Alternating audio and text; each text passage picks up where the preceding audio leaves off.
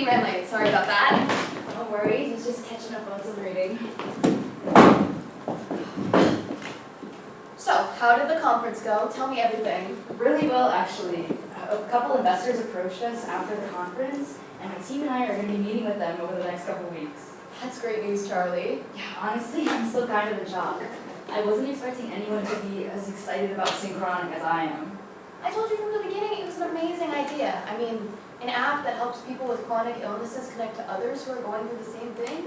Who wouldn't be excited about that? You should be proud of yourself, Charlie. You worked really hard for this. I know I have, and I am proud. Thanks, Dr. Wolf. How many times have I told you that you can call me Maria? And how many times have I told you I'm not doing that? Whatever. I'll wear you down eventually. Okay. Speaking of funding, I have good news too. What?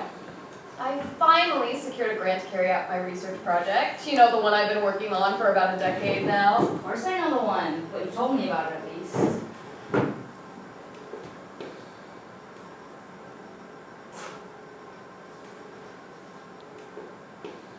Your research involves time travel? That's why I couldn't say much about it. There's no way. This is a joke, right? Nope. How come you're telling me this now? Because we're about to launch our pilot program and I want you to be a part of it. Me? Come on, Charlie, this program was practically designed for you. In fact, when I was first developing the proposal, you were one of the first patients who came to mind as someone who could really benefit. Remember how much you were struggling to manage your diabetes when we first met? I remember. And those first few years after your diagnosis, your A1C was totally out of control and you refused to regularly check your blood sugar. I'm just saying. I think this program could do wonders for your health. Do you really think I would ask you to participate if I didn't think you would benefit? I don't know. If someone invests in Synchronic, I'm going to be pretty busy. Well, sure, but that's what you have a team for, right? I guess. Just think about it, okay? I think this program could really help you. What happens if I don't want to participate? Am I going to go to jail or... Oh, no, nothing like that. The reason I couldn't tell you about my research before was that you might have been involved with it someday. So if you decide to participate, and I had told you about my research when you were younger, then that version of you might have connected the dots and realized that that mentoring program you underwent was related to my research. But now, if you don't end up participating, then your younger self won't either, so there's no danger of screwing up the timeline. Does that make sense? Not really. The point is, telling you about my research could drastically change the timeline, and that would be bad. Got it. I really hope you'll decide to participate, Charlie. I want you to be one of the first type 1 diabetics we help through this program. You want me to go back in time and teach myself to be a better diabetic? Essentially, yes. Just promise me you'll think about it, okay? Okay. I'll think about it.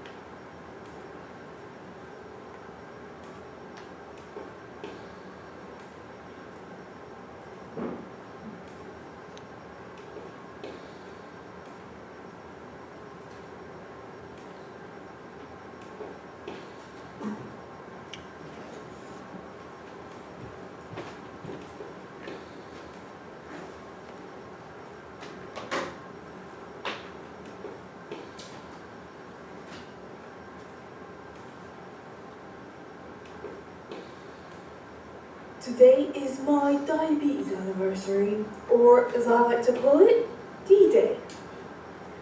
My parents bought me a cake. That's so sweet, get it?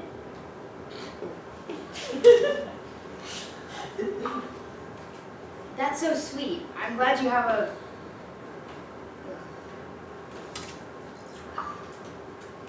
That's so sweet. I'm glad you have people in your life who support you. I gave myself a shot for the first time today. It only hurt a little bit. That's awesome. You should be so proud of yourself. My insurance won't cover my new CGM orders for my next endocrinology appointment in a month. I'm going to be without a CGM for over a month. I haven't used my glucometer in years. I don't even know if it still works anymore. That sounds unbelievably stressful. Insurance companies really are the worst. Maybe there's someone in your area who has a CGM they could lend you?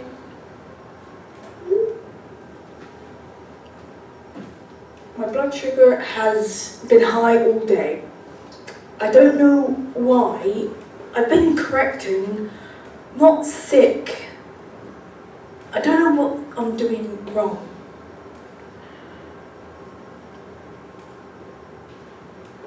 My grandpa just died and now I have this to deal with. It's a lot. I was just hoping there was someone on here I could talk to.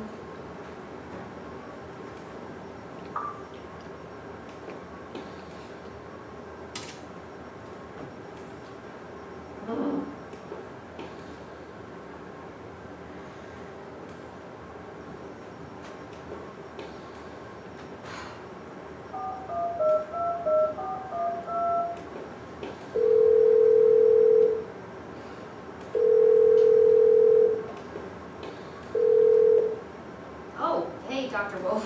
I wasn't expecting you to still be up. I was just planning on leaving a message. Sorry to bother you. Yeah, I was just calling to let you know that... Yep, Yeah, I'm happy to help. Fill out the paperwork by Wednesday? Yeah, sure, I can do that. Yeah, I'm excited too. Okay, good night.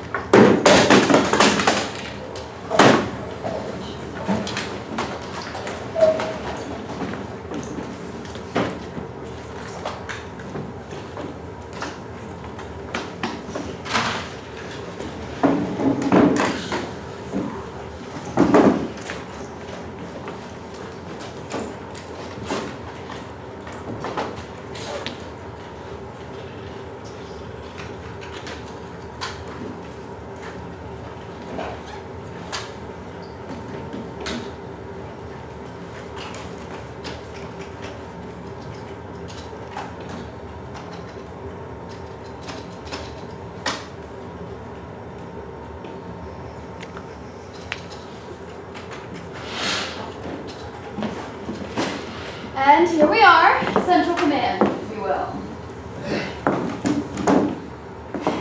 Ready? See, he can use my first name, why can't you? I can, but I won't. Whatever, kid.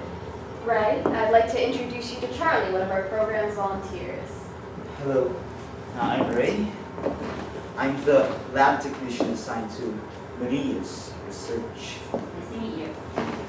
Maria sent over a copy of your consent forms, and we need to go over some briefing procedures before you can proceed. I assume you haven't changed your mind? No. Well, then we can continue.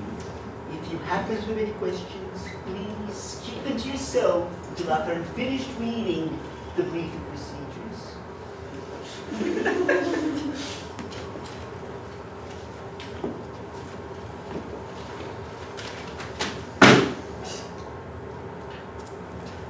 The following rules must be adhered to when traveling through time for the protection of both consenting travelers and non-consenting civilians.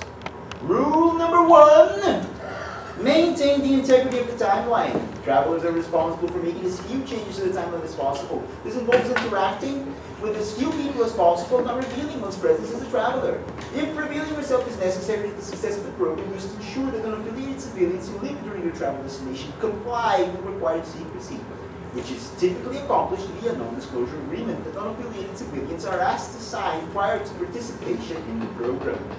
Once the agreement is signed by the relevant party or parties, the program travelers will be held liable for further timeline maintenance. Any failure in timeline maintenance will be reviewed by an unbiased tribune made of equal parts travelers and affiliated civilians. If the tribune deems the failure to be significant enough and deems you, the traveler, through your own negligence, to be responsible for the failure, then your traveler's license will be revoked. Depending on the severity of the failure, further legal action may be taken. Still with me, kid? Rule number 2. Never travel without the supervision of a trained technician, like myself. Not only is unsupervised travel dangerous, it is illegal. If you are caught traveling without supervision, your traveler's license will be permanently revoked, and further legal action may be taken. Rule number 3. Never travel without a traveler's license. If you are caught traveling without a license, your traveler's license will be revoked, and further legal action may be taken. Please do not interrupt me while the It is vital that any traveler understand this information. Right, yeah, okay, but you can't tell me the repeating further legal action thing is a little bit funny.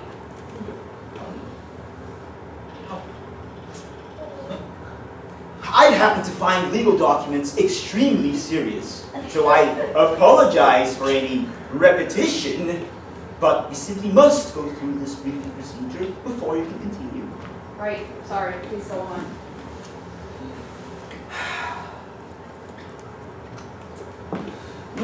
Number 4. All right, Ray. Why wouldn't it be? It just seems like there's something bothering you. As the supervising head of this program and your colleague, I just want to know if something's wrong, if there's anything I can do. Everything's fine. Okay, go ahead. Actually, there is something bothering me, but there's nothing you can do about it. No, please, if you have any complaints, I will do my best to resolve them. My complaint, Maria, is with the research itself. I'm sorry? Diabetes isn't a paperclip, but it's not cancer either. And time travel is a not inexpensive commodity. If we're going to be funding research with it, shouldn't we be looking toward less niche endeavors? I believe that's something you can take up with the grant writers. As I said before, there's not anything you can do about it. You clearly feel strongly about this.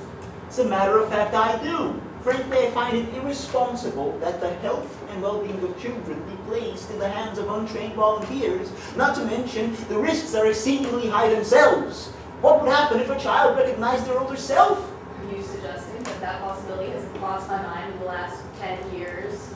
All I'm saying is we could be using this to save lives. Is making puberty a little easier really worth risking the entire timeline? With all due respect, my job is to help people, no matter how niche their medical condition. Your job is to press a few keys and get us from here to our travel destination. My job is timeline maintenance, Maria. Dr. Wolf. As you wish, Dr. Wolf. I'll make sure to take your criticisms under advisement the next time I go and start a decade-long research project. In the meantime, why don't you finish briefing us so we can do what we came here to do?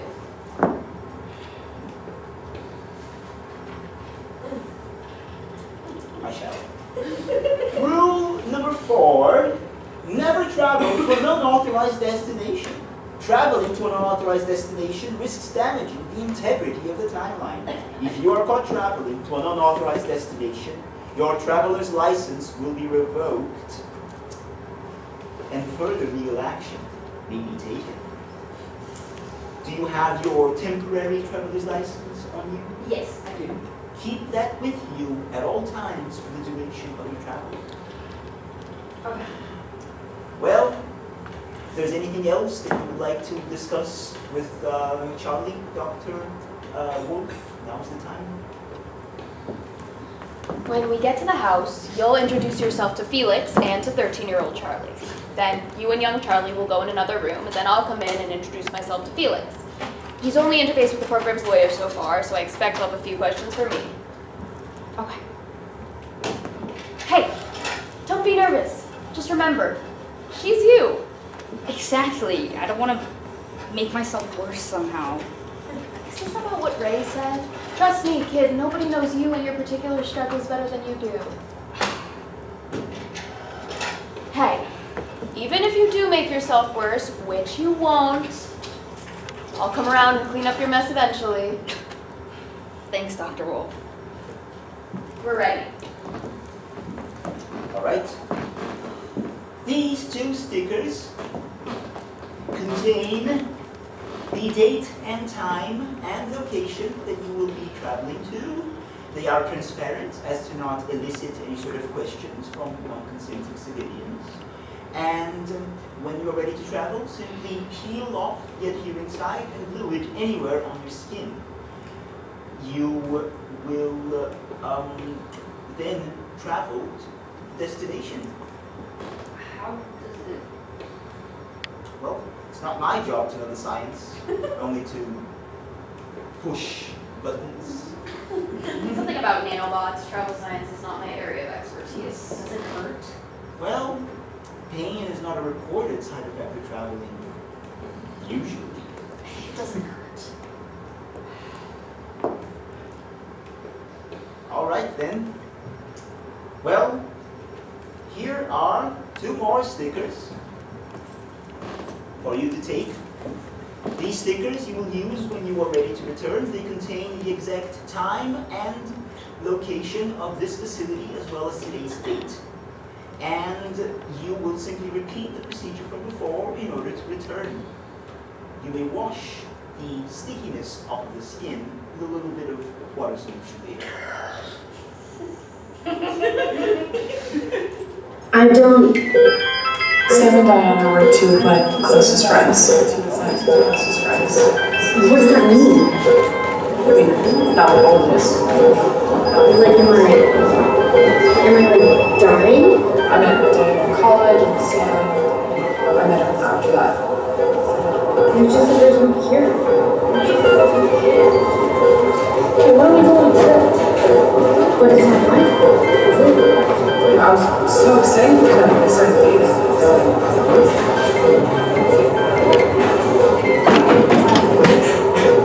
I don't know. I haven't checked it. Sam popped the question. I was surprised. Until we got married. I always thought it was.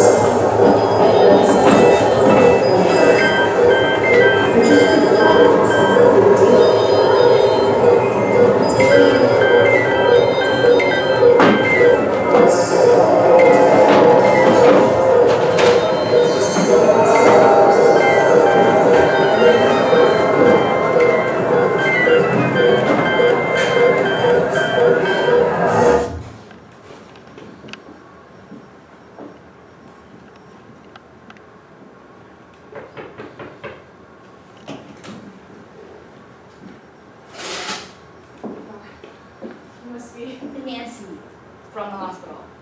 Yeah, come on in. Charlie?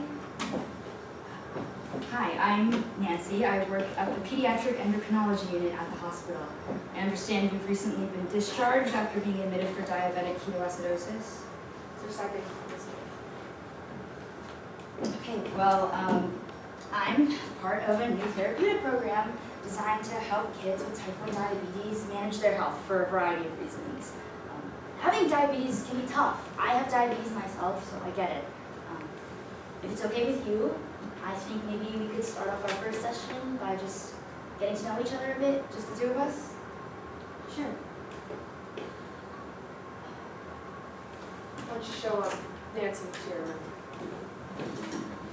My colleague should be right behind me. She just has some practical matters to go over with.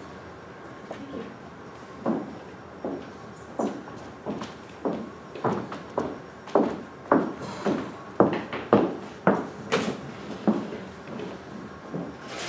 Hi. Good morning, Felix. Morning. I'm Dr. Maria Wolf. I'm the supervising head of this program. I believe you already met Nancy, one of our volunteers. Hi. You tell me that's Charlie? All grown up? It sure is. I'd be happy to answer any questions you have, if I may. Oh, right. So, how do you two know each other? Charlie, Nancy said you two were colleagues? I know, the fake name can be confusing. It's best to use Nancy to minimize the risk of your Charlie, the 13-year-old one, finding out the truth. So, I mean, she doesn't really know about this program, or? This version of her, no. Projective studies have shown that revealing yourself to a past version of you as you from the future can be dangerous to the individual's psyche and to the timeline as a whole. Right. Yeah. As for your original question, I am Charlie's former endocrinologist. When she starts high school, another doctor in the hospital refers her to me, and then I treat her until she's an adult. Okay. So, like, we met before, or? That's correct. In fact, we'll meet for the first time this September. Of course, you can't give that version of me any indication that we've met before. Right now. That's gonna screw up the timeline. Exactly. No, it's great. It's just, it's a lot to take in. Yeah, I know. I've been developing this program for 10 years now, and some of the terminology still makes my head spin. If you need to talk to anyone about anything related to this program, time travel in general, really, I can get you in touch with a pre-approved psychologist. Yeah, that would be great. Thank you, Dr. Wolf. Please call me Maria. In the meantime, are there any other questions that I can answer for you? I mean, is she gonna get better? Define better. You know, it's been a really tough year for her, with like this diagnosis and maybe moving in with me. I'm not her mom, but like, I just feel like I need to be doing more. She's been spending so much time in the hospital, and she's a great student, but she can only do so much. It's no offense to you, I don't want her spending more time there than she needs to be. No, none taken. And, you know, bills are a whole other goddamn mess. I mean, I'd be happy to pay them if it meant she were getting better. But, like, if they don't make a difference. I know you can't tell me about the future, and I get that, but I need to know if this is actually going to help her get better. She does get better, Felix. The fact that she's confident enough to travel back in time and mentor her younger self on how to manage her diabetes is proof enough of that. But I hope you also take my word for it. As Charlie's doctor, and I'd like to think her friend, I've seen her tackle the challenge of having T1D head on. And that's not something that happens overnight. But she still needs so much support from us, from her peers, and now from herself through this program. All we're doing is speeding up a sure thing, and I'm positive that it'll have wondrous effects for Charlie's health and development. I mean, I hope you're right. I'm just worried about her. Don't worry, Felix. She's in good hands.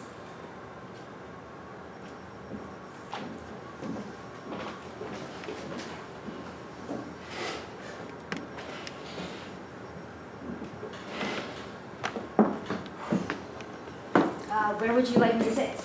The desk is fine.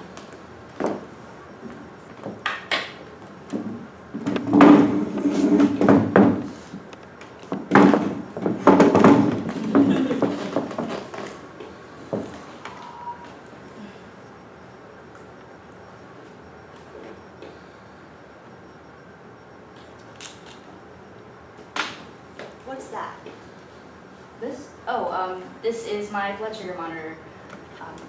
It tells me whether my blood sugar is going up or down based on the reading on my continuous glucose monitor, CGM for short. My CGM is right here, and this is my pump. It will automatically deliver insulin based on the reading of the CGM, and that's how I manage my blood sugar levels. That's cool, I guess. Yeah, if you have any other questions, I'd be happy to help. No, I'm good. Okay. So, tell me a little bit about yourself. Well, my middle name is Nancy. Is it? Yeah. That stuff you said down there sounded really rehearsed. That's because it was. I'm good at memorizing things like speeches. I'm not one for winging it. You know, you could say that you're winging your diabetes management. I never thought about it that way. You know, I was the same way when I was your age. I didn't follow any structures or routines when it came to managing my health. I checked my blood sugar when I felt like it, took insulin when I felt like it. Eventually, though, I met somebody who showed me that winging diabetes isn't always the smartest choice. Can we talk about something else? Yeah, sure. What do you want to talk about? Okay, well, you didn't answer my question earlier. Tell me about yourself. I like to read. You like to read? What do you like reading? I don't know. Fantasy, I guess? Any recommendations? Alright. Let me know what you think about it.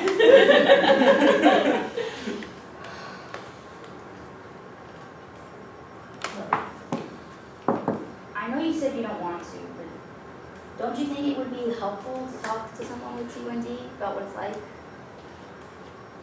I guess. I kind of just don't want to think about it anymore. Yeah, I know what you mean. Really? Really? Do you know anybody with diabetes? Yeah. A few people. I don't. Well, now you know me.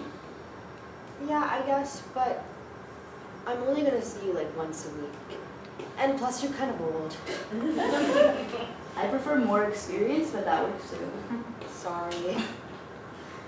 I'm serious though. I want to help. So if you ever have any questions, if you just want to vent, That's allowed.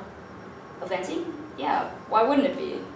I don't know. I guess I thought you were just gonna lecture me for an hour on the glycemic index or something.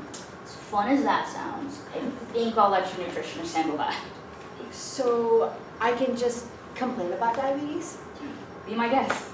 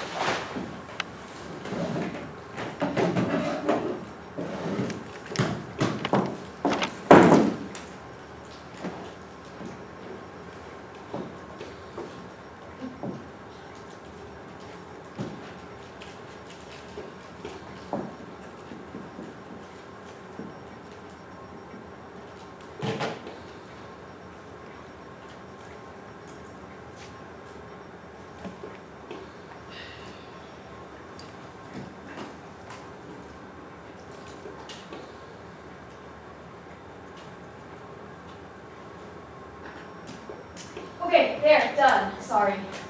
Just had to finish cleaning up that data table. Not a big deal. You know when you're just in the zone and you don't want to lose that mojo? I get it, Dr. Wolf. Thank you again for lunch. Yeah, of course. I hope you didn't have any trouble finding the new office. No, no trouble. Working here feels kind of like living out of a hotel, comparatively speaking. Who am I to complain? I'm closer to the action this way.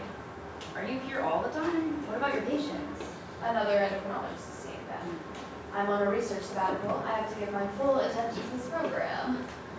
So, speaking of, tell me about today's session. Yeah, I think it went pretty well. We've been making some progress. When I got there, she was eating a lemon cupcake, and I'd asked her if she'd taken insulin for it, which she hadn't, so, Well, now you know what I had to deal with when we first met. anyways, I made sure she took a shot immediately. She also mentioned how much she hates syringes, so I showed her my backup pen, and we talked a little more about pumps. That was smart. Thanks. Yeah, we also discussed some summer camps for kids with type 1 diabetes, and she said that she would look for some in the area for this summer. Okay. If she decides she wants to go to one of those camps, you have to talk to Felix about telling her that she can't. You have to keep the timeline as close to the same as possible, so she can't go to one of those camps until next summer like you did. Right, yeah, sorry. I forgot about that. No, it's okay. You're doing great. I'm just under a little bit of pressure from the division head over at NITS. Apparently Whitey did some more complaining, or he's not the only one who has doubts with this program. God, does a decade of work in an MD count for anything anymore? Oh, sorry, I thought I turned it on silent. I think I actually need to take this. Sure, go ahead. Hello?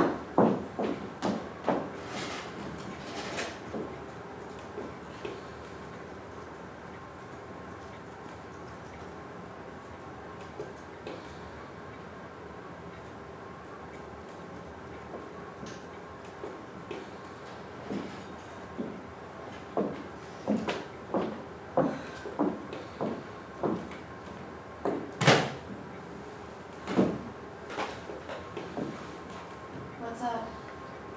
That was one of my team members. Our last potential investor just pulled out. Oh, Charlie, I'm sorry. I thought that after the conference that shouldn't have gotten my hopes up. Hey, you worked really hard for this, okay? This is just the first batch of idiots who doesn't see your vision. You mean there are more idiots in my future? Most definitely. Eventually someone will bite, okay? It happened for me. Yeah, after a decade. Look, I know you want to change the world, but sometimes the world doesn't want to. I don't go that far. I just want to help people. You are, and you will. This isn't the end of Synchronic. Just keep at it. Yeah, I know. You're right.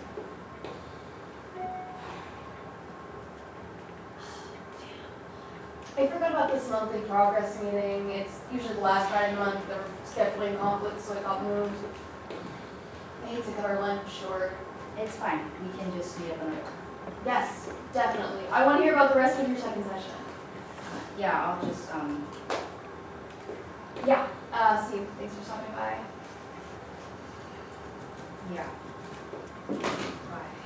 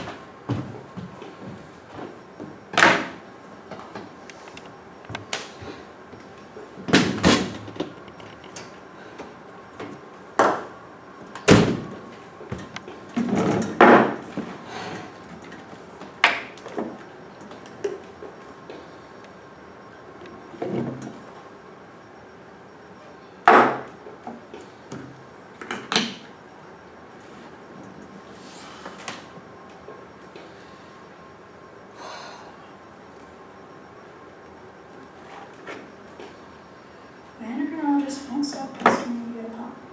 I don't care if I sound crazy when I say I'd rather take shots. I'm the one who has to deal with this every day.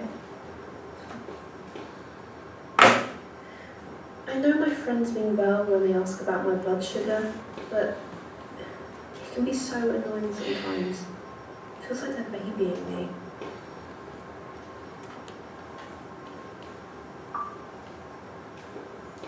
Hi, anyone listening? This is stupid.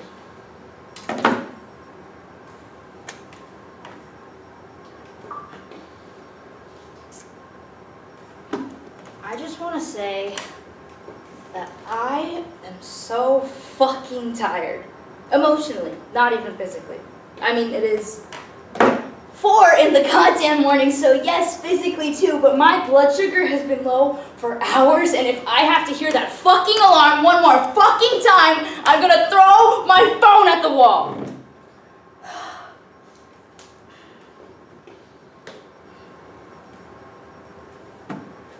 Wanna hear a story? Why did I say it? This isn't a fucking live stream, idiot. When I was younger, this same sort of thing was happening, the whole late night low sugar thing. I had to be up at 6:30 in the morning for school because public school starts stupid early. And I figured, I'll just stay up and get some homework done in the meantime or something. But I hadn't exactly gone to bed early that night, so I really needed to sleep. Having diabetes sometimes feels like my body is at war with itself. No, not even more. That's giving it too much credit. It's more like a petty fucking squabble. Like 2 different fundamental life processes are in a bitching match and my poor brain is caught in the middle of it. Though I guess that's not biologically accurate since the brain controls the body, but you know what I mean. Or maybe you don't. It doesn't actually matter. Anyway, I went down to the kitchen to try to find juice or glucose tablets, which we didn't have any because it was my fault not putting it on the grocery list. And so I raided my Halloween stash. I promised to only have 1 piece every night until it was gone. But I was desperate. I had only 1 option. I figured too, maybe no one would even notice if 1 piece was missing, but I was paranoid at the time. Or I could just beg for forgiveness in the morning. It was so stupid. Why did I make that joke? But yeah, I was a child with unfettered access to a bowl of forbidden Halloween candy. It was a fucking bloodbath. No piece was spared. Ugh.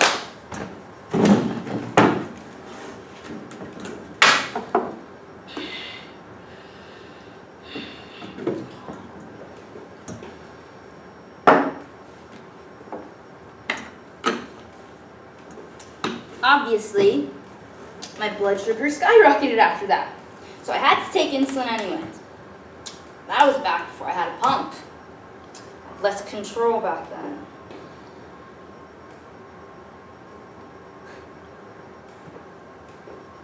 Sometimes I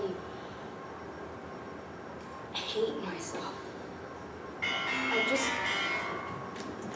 want to take care of myself the right way, and even if there isn't a right way, there is definitely a wrong way, and I am terrified of doing it the wrong way.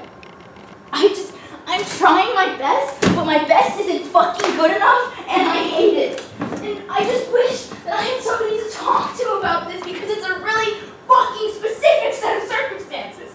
That's why I created this app. I told the same fucking sob story at the conference where I pitched my revolutionary solution to the loneliness I feel waking up at 4 in the morning to consume the closest sugary shit I can get my hands on when my completely treatable disease feels just a little too hard to treat.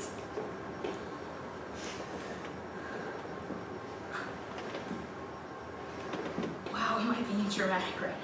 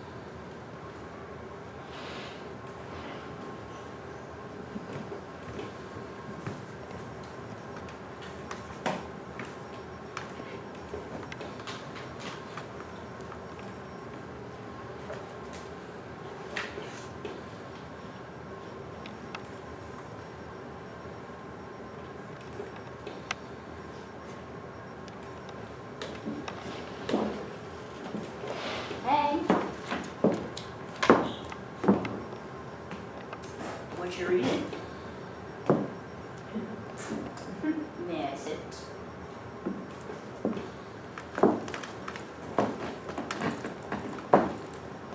You nervous about starting high school this week?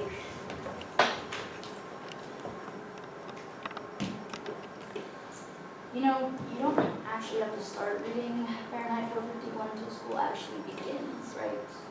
How do you know this is for school? Well, if you're anything like me, Ray Bradbury isn't the most riveting writer. Yeah, this is pretty boring. Alright, so, what do you want to talk about this week? Are you thinking about the day you're diagnosed? It's coming up, right? In a couple days, but that's not what I was thinking about. What then? Well, it was the anniversary of Red Hair's death yesterday. Oh. Um, I'm, do you want to talk about it? No, I mean, we don't really talk about it ever. Yeah, no, we don't have to talk about it.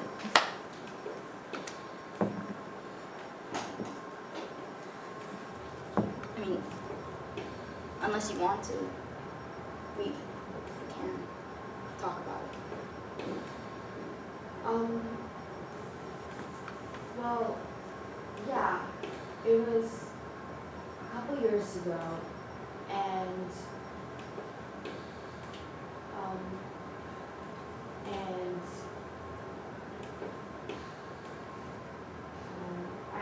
I'm sorry, I don't want to talk about this.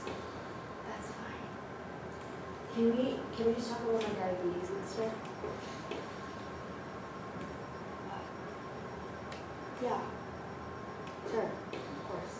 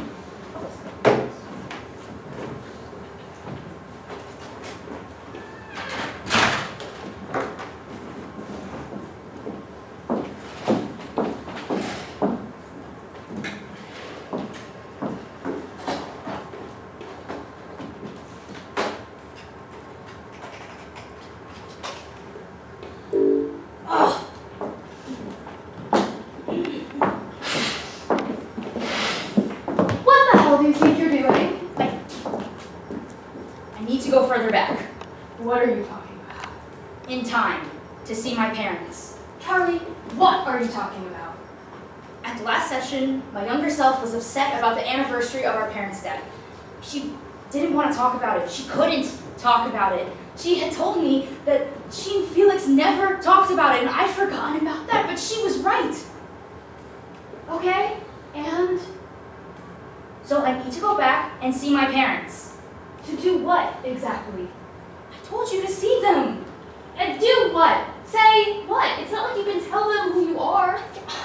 I know, I wasn't planning on it. Okay, well then what was the plan, Charlie? Please explain to me this brilliantly thought out plan of yours, because step one was clearly breaking into a government facility to steal tech, so I can't wait for step two. I did not break in. I told the security guard that I was coming in for an extra lab session and a lab tech would meet me here. Except that was a lie, which is exactly what I should have told the guard when he called you to verify your story. Why did he call you? Because the license for your registration is linked to mine. In case you forgot, you're here participating in my decade-long research project. This do with your research. Of course it does! You're one of my volunteers, you're under my supervision. I mean, my grant committee is already looking for any excuse to pull funding if they find out about this attempted joyride of yours. Joyride? Were you even listening? Then they're gonna pull the plug on this program and I won't be able to help anyone anymore. That includes you, Charlie. I'm trying to help myself, Dr. Wolf. And this is not the way to do it, kid. Come on, you're lucky. Have we ever talked about my parents' death? What? No, I don't know, I don't remember. I guess it never came up. How could it not come up? No, Charlie, I was your endocrinologist, not your therapist. But you were my doctor. You were supposed to care about my health, mental and physical. I was there to get your diabetes under control, which you did a pretty damn good job of. And now what? Because I'm not paying you, do you not care anymore? Charlie! Ugh. I do care. I'm here because I care. If you break protocol, So now you care about protocol. I do, and it means we both go to prison, and I could lose everything that I've worked for. Look, I understand the risks. Do you? Because I'm pretty sure I just said prison, and you didn't bat an eye. I understand the risks. This is worth the risk. Damn it, Charlie! I need to go back and see them one last time and, I don't know, say goodbye. I know, not literally, because I can't tell them who I am or that they're gonna... I just need to do this. Charlie, I hear you, okay? But you said it yourself. You can't tell them who you are. How is seeing them again gonna help? If you really want to make a difference, stick to this program. You're making a real difference here. Don't jeopardize that. I'm sorry, Dr. Wolf, but I need more than your program. My younger self needs more. I owe her this.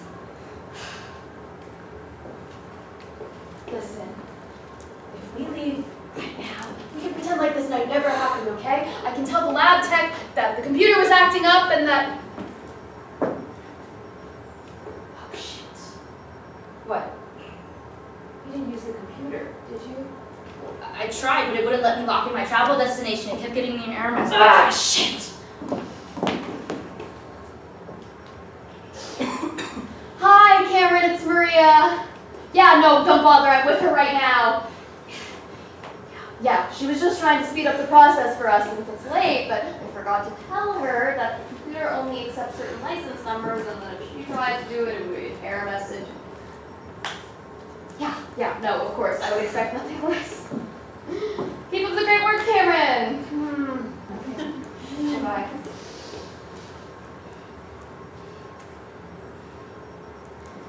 We already sent a report to the division head, so we can't just leave and pretend like this night never happened. So what do we do? We're going to do exactly what you said you would. You're going to travel, and I'm going to supervise, and when the division head finds out, I'll claim I needed you to take an emergency trip and didn't have time to get authorization. You're really gonna help me? You gave me no choice. I'll take it.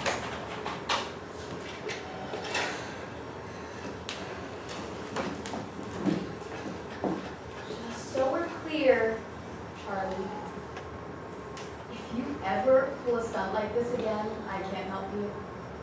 I worked way too hard to lose everything now. I know. Thank you for helping me. Even if you don't have a choice. Thank me when we're home free and I still have my job tomorrow. Look, I'm Sam, and I've been sober for 2.5 years. sometimes you need a friend to confide. The Princess of the Pop Star is a bastardization.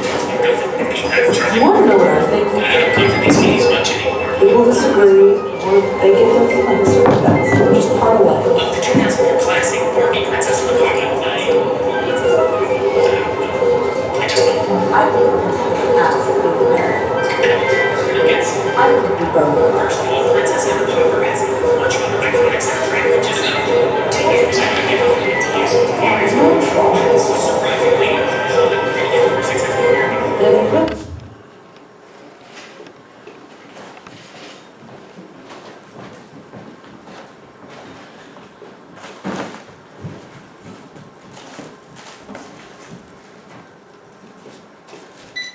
Plates.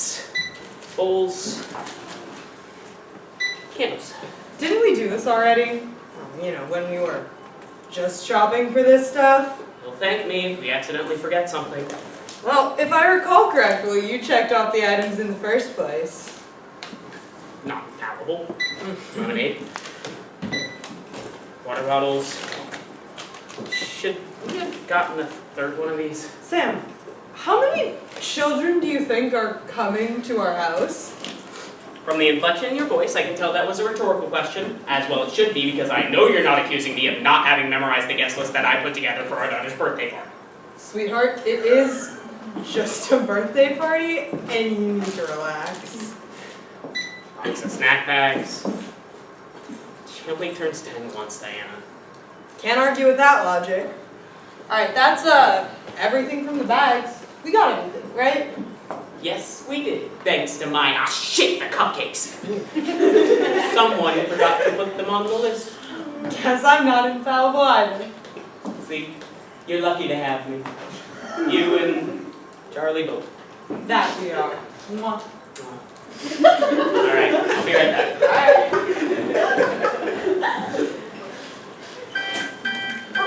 Sorry. Is that a CGM alarm? Yeah, it was. Oh, fine. Let me buy that for you. Oh, no, I can't let you do that. Oh, right. Not a problem.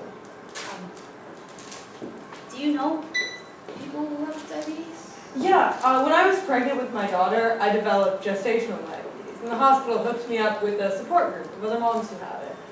Some of them had CGMs, which is how I recognized your alarm. Thank you. Don't mention it. No way am I going to let a diabetic buy her own sugar in her time of need. How old is your daughter, if you don't mind me asking? Oh, she's almost 10. My husband and I are here picking up supplies for her birthday party. Sam, it's my husband, he's over there. He is planning this incredible surprise party for her, and he's been like losing sleep over it for weeks. He went so far as to tell her that she was too old for birthday parties and we'd just be celebrating with family this year. I mean, the poor kid probably hates us. That's sweet, though. Yeah, it is. He's so good with her. My parents did something similar for me when I was a kid. I loved it for what it's worth. Oh, I have no doubt the party will go off fine. Sam's the one stressing out about it. He's so focused on making everything perfect that he forgets to stop and enjoy it. I'm assuming you don't have kids. No kids. Yeah, you're young still. Kids are a lot of work, of course, but it's fun work. You get to watch this tiny human being grow up and start to become her own person and make her own choices. If you ever have kids, don't forget to enjoy the work. It's my advice anyway. Take it with a grain of salt. Yeah, I'll remember that. Cupcakes acquired. Excellent job, my love. Oh, Sam, I'd like you to meet... Damn it, I'm so sorry. I didn't get your name. It's Nancy. Well, it's nice to formally meet you, Nancy. Yeah, nice to meet you. Grace. Your daughter has great taste. Are you a lemon cake fan, too? They're my favorite. Well, then you and our Charlie are kindred spirits. Oh, you can start scanning if you want. Oh, your wife already bought this for me. Shoot, did I not tell you my name either? I am not on my game today, am I, honey? I'm Diana. Diana. Thank you. Is there anything else we can help you with? No, I'll just, I should get going.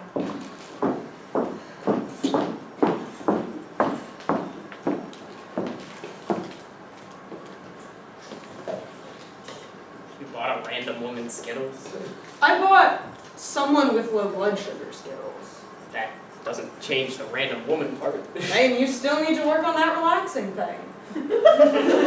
Diana, she could have been anyone. Someone comes into the grocery store with no money and you just... She said she forgot her wallet at home. And you believed her? Yes, I did.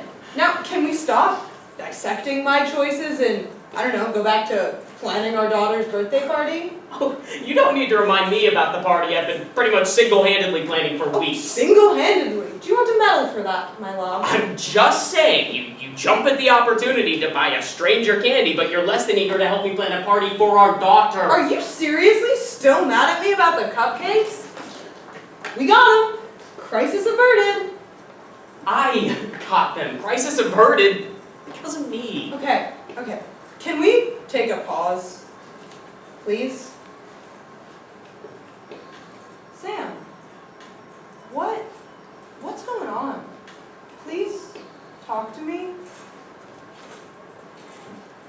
A couple weeks ago, I realized I couldn't remember the last time we tucked Charlie in for bed. She's almost 10, Diana. Is that normal for almost 10-year-olds? Is it her? Does she just not need or want us anymore? Or is it us? Are we neglecting her and we didn't even know it? I don't know. It's not that I don't want her to have her independence, it's just that I don't want her to think that she has to get rid of us in order to have that. I didn't know you felt this way. I'm sorry I gave you such a hard time about cupcakes. No, I'm sorry. I was taking out my insecurities on you. That's not fair. You could have talked to me. I know, and I'm sorry. And I'm sorry I freaked out about the cupcakes. Oh no, that you were right too, because you know, no matter how impressive a party we throw, Charlie would throw an even more impressive fit without her precious lemon cupcakes.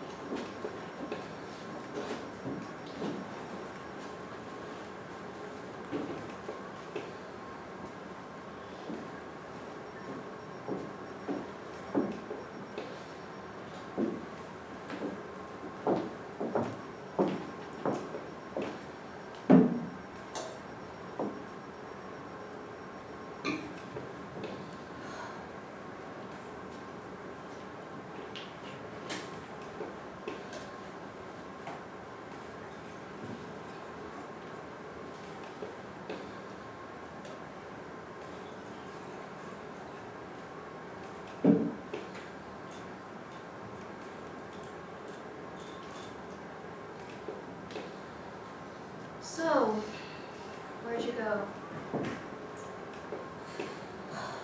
My 10th birthday.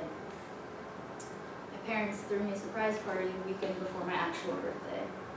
I traveled back to the grocery store we always used to shop at, and I met them there. Almost missed them, actually. They were checking out when I got there. And they didn't recognize you. I think some part of me hoped that they would, but obviously it's better that they didn't. Yeah, that would have been pretty bad if they did.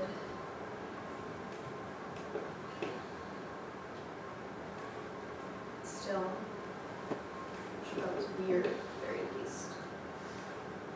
Weird is a good way to put it. The way my dad was looking at me was It was like I was a threat. I'd never seen him that way, especially not towards me. And my mom, she was nice, but in a way that made it clear I was just a stranger to her too. Exactly what you had in mind, huh? I just thought we'd at least be able to talk. I just kind of watched and we talked for a bit, but then they were gone, and it was almost worse than when they died, because this time I knew it was my only chance, and I fucked it up. Do you regret going back? No, it just didn't go how I planned.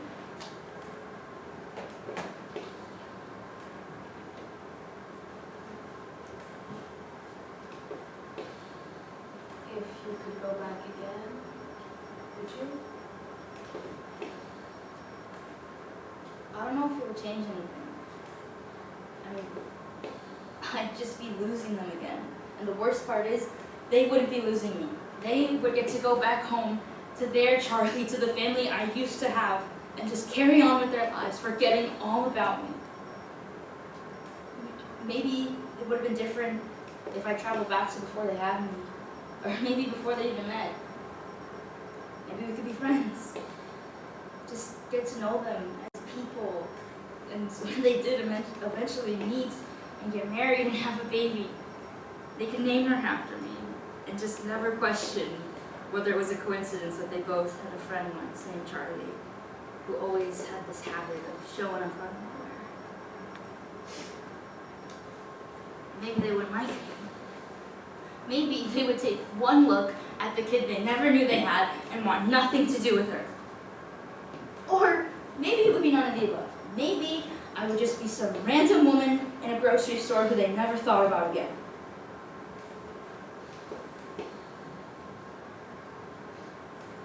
I know what you're going to say, Dr. Wolf. Oh? It may not have happened the way I wanted it to, but seeing them did help.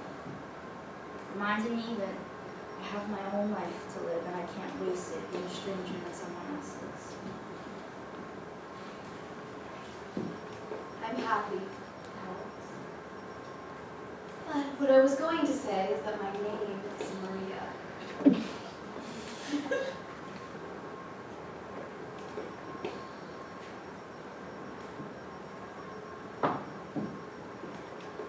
You know, I've lost people in my life too. Yeah. When I was your age, maybe a little younger, I lost my grandpa. We knew it was coming, but it still hurt. Of course it did. I was closer to him than anybody else in my family. I'm happy I was older when it happened though, because if he had died when I was a kid, like an actual kid, I would have been wrecked. I don't think I've ever told you how in awe I am of you for holding up so well after you lost your parents. I didn't. That's the whole point. That's why I needed to go back. Yeah, but Charlie, seeing them again was never going to be the answer. Even if it had been the perfect goodbye, you would still miss them. That hurt doesn't go away. So then how do I help her?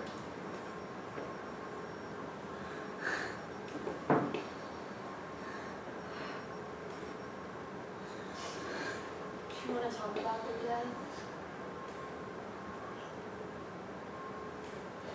So does she.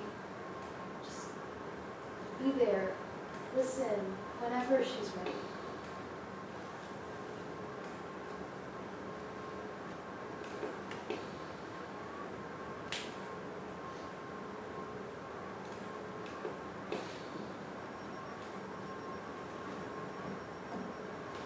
I'm gonna go to the bathroom.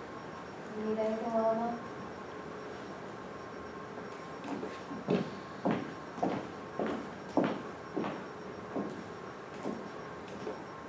You know, when my grandpa died, my parents suggested that I talk to someone professional. It might help if you had someone to talk to too. Yeah,